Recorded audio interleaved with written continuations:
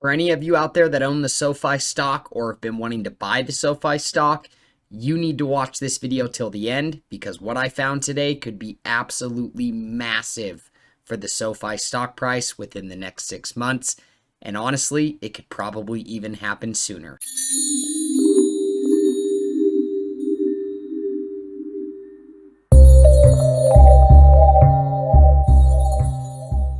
Welcome back to This Just In. Thank you so much for joining me. My name is Justin and I am your host. In today's video, guys, I'm going to give you an update on SoFi. I know I haven't made one in the last couple of weeks, but after what I found today, I had to get a video out here to you. Like I said, for anybody that owns the SoFi stock or has been wanting to buy the SoFi stock, you definitely need to watch this video till the end because there is a catalyst that could be potentially coming within the next couple of months that could send this stock price to much higher prices. Before we get started today, guys, subscribe to the channel if you're new. Like the video if you get any value out of it. Come join me at the Patreon if you want to be part of an amazing family. I noticed there's a ton of people out there that are watching the videos but haven't subscribed yet. Click that little button for me. It's just click it. It really helps your man out getting the videos out there to more people, and I really appreciate it. Day One Squad, I love you guys. Thank you for your support. But guys, today we're going to go over SoFi. Let's get straight down to business. Some of you that watch the channel frequently may have remembered a video that I made on SoFi a month or two back on their Q3 earnings report. And I talked about a company called Apex. That little company cost SoFi $12 million in their Q3 earnings report. Well, I just saw something today that could be a perfect opportunity for SoFi to slide in there, acquire that company like they were already going to do back in 2018, and it would be absolutely insane. They would be a complete powerhouse with SoFi, Apex, and Galileo. In today's video, guys, I'm going to go over Apex, what they do real briefly. I won't make it boring.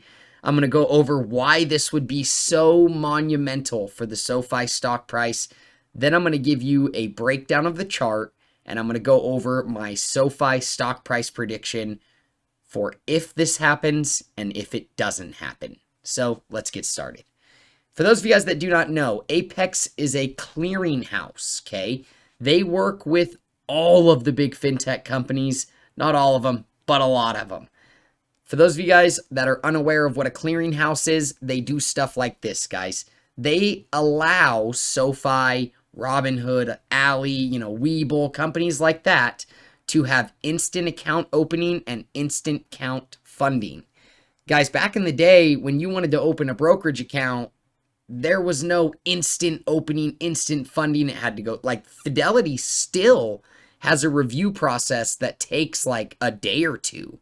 So, a lot of these companies do not have instant access, instant funding unless they are using a company like Apex. So you can see how pivotal that is in the infrastructure of all of these online brokerages. They also allow for fractional shares, and they handle all of the settling of the trade and keeping those trades and settled funds safe.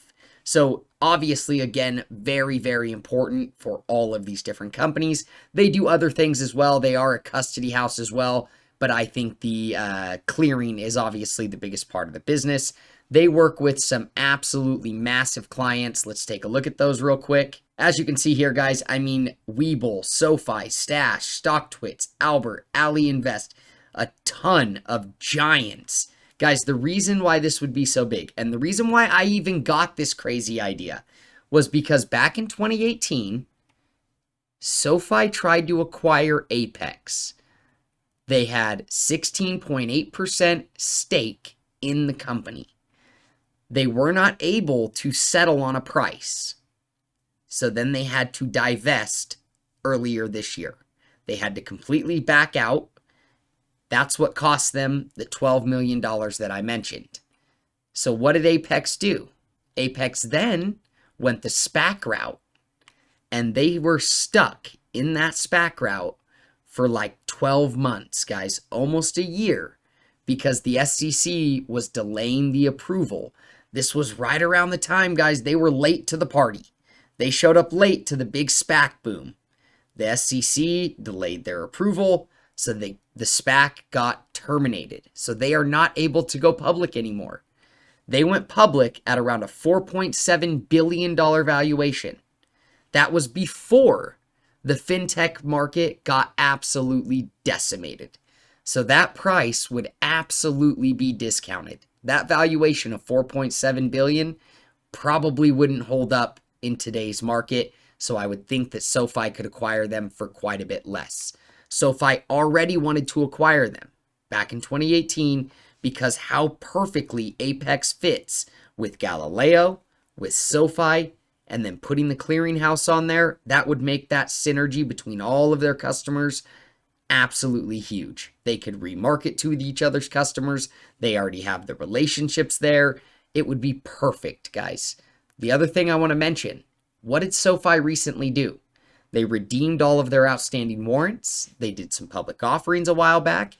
They've got more than enough cash on hand to at least partially fund this acquisition, and then they could do the rest in shares. You would suffer minor dilution for a company that is growing rapidly and doing quite a bit of revenue.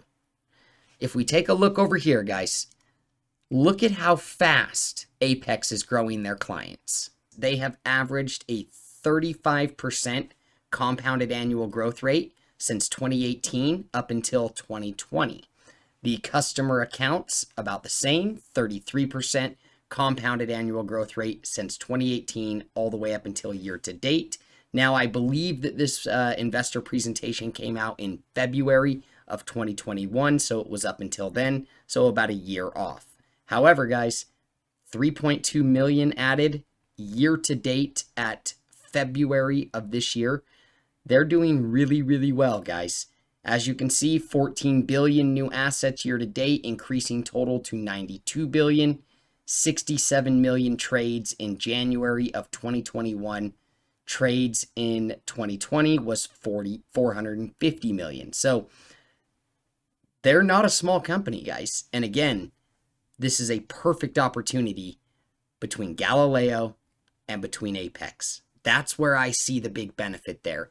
Not to mention the cost that it would save SoFi from actually paying them to do the services they're already doing for them, and then the profit that they would make and the revenue they would make off of Apex's services from their competition using it. So it's just a win all over the board, guys. If we take a look here, you can see the type of revenue that they're doing. In full year 2021, they are projected to do about 290 million in operating revenue. They're going to grow that to 346 in 2022 and 418 in 2023. When it comes to adjusted EBITDA, they're already positive. Like I said, they're also positive on their net income. So guys, this is just, 21% compounded annual growth rate on revenue, 27% on adjusted EBITDA. I want to say that in their last quarter, Q2, they did around 120 million in revenue, and they did about 130 million in net income. So really strong company, well worth the dilution. Now, as far as my overall price, guys, based off of the math, based off of what I was looking at, SoFi currently has about 800 million shares outstanding, little over. I project, based off of the SPAC beatdown, the fintech just bloodbath that's happened over the last couple of months, I don't think that $4.7 billion valuation would hold up in today's market, especially with them trying to go the SPAC route, it not working out. Now they're kind of in a position where I think SoFi would come in and say, hey, we'll give you $1.5 billion, and I think they would take it. If you want to be conservative, you could even say 2 billion, but let's just say 1.5 for fun. They could easily fund that, guys, with partial cash and partial shares. Let's just say hypothetically, they have to issue about 50 million shares to partially fund the transaction of around 1.5 billion. Based off of the revenue that it would add to SoFi, if you were to take their current price to sales ratio for 2022, my price target would be around $42 and as low as $38 if they acquired this company. Okay.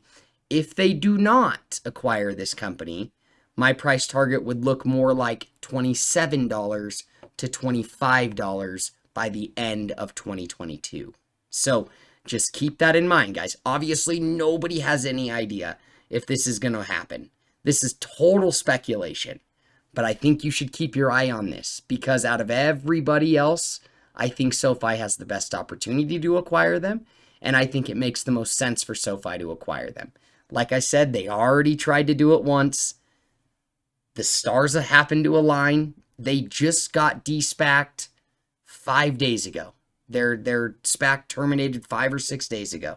So SoFi saw that. You know that they knew that it was coming.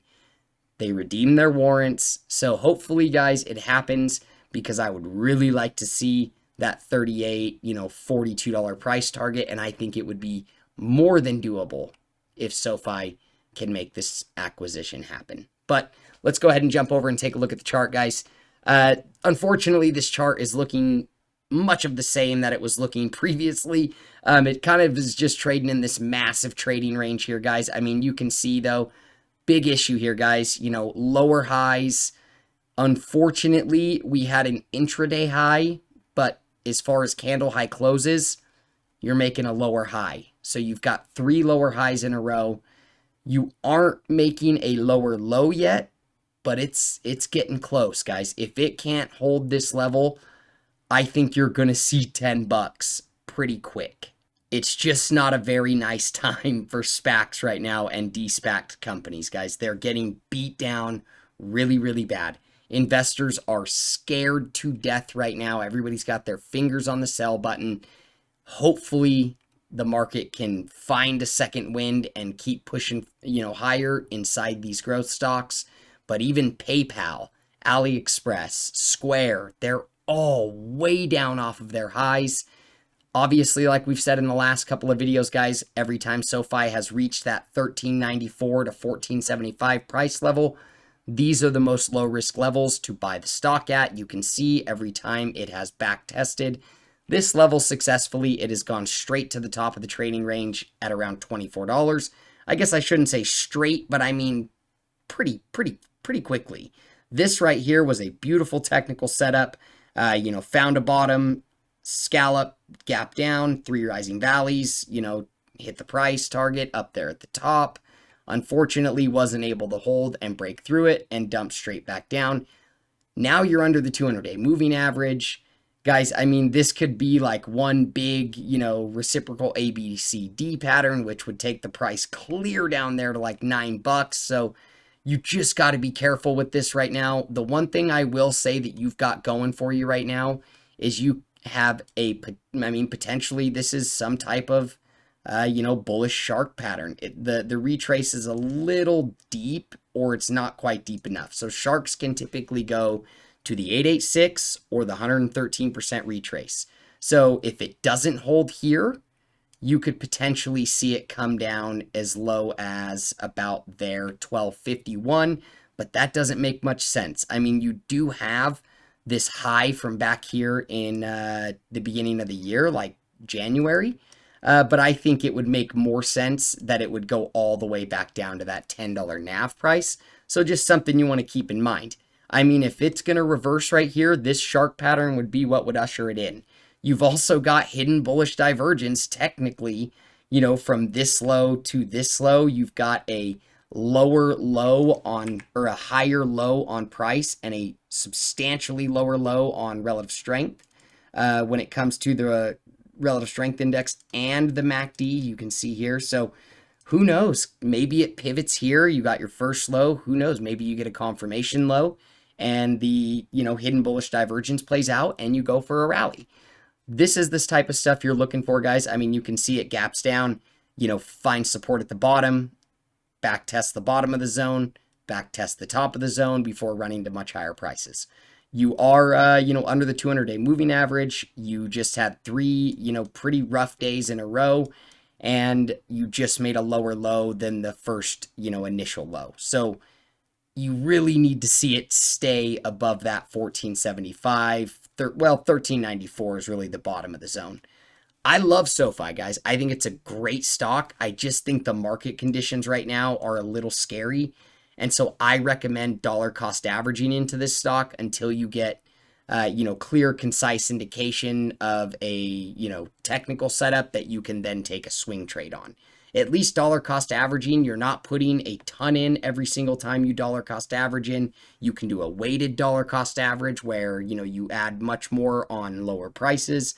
If it falls, who cares? You're glad because you're just buying it, as it trades down at the bottom if you haven't a long-term outlook on this company. If you don't have a long-term outlook, then I wouldn't really buy it right here until you get a bullish signal, because these are the levels that you want to buy, but you don't want to buy when you have no edge. You want some indication that you're going to turn around and you're going to rally. Because if you just buy and it happens to pivot and rally and, you win, well, that kind of builds bad habits. So just keep that in mind, guys. I mean, you were losing your negative momentum on the daily, but then you started building, the last two days again. You're in the bearish control zone. So, it could go to $10. I mean, I'm not gonna say it can't. So many SPACs out there, guys, are going below their $10 NAV price and they're staying there. So keep that in mind. If we take a look at the weekly, I did want to just kind of take a look at this, guys, because, I mean, look at the perfect Japanese candlestick reversal straight down to the bottom. I mean, you did get an indecision candle last week, but, you've still got, 3 days until this candle plays out. But we could absolutely see something, that pivots. So, and then that would make a higher low, barely not substantially, but barely. You're building negative momentum on the weekly. Guys, it's kind of scary looking. So be careful if you do not have long-term outlook. If you're just looking for a quick, short swing trade, I would definitely sit and wait on this one. Again, you have a bullish harmonic, sure, but you're under the 200-day moving average. You have no bullish divergence. I mean, you have hidden divergence, but that's not really where you want to see hidden bullish divergence at. This is where you want to see Class A regular divergence, because at these levels, it's a continuation, hidden bullish divergences. And so you want to see that in stuff like this, where you've got, a continuation pattern forming. Here, you want to see reversal divergence, which is standard Class A divergence. So just wanted to throw that out there. This video is for entertainment purposes only, guys. I'm not a licensed stockbroker. Always do your own research and due diligence. Come join us at the Patreon if you want to support the channel. It's the best way to do it. Like the video if you get any value out of it, and I'll see you guys in the next one. Peace.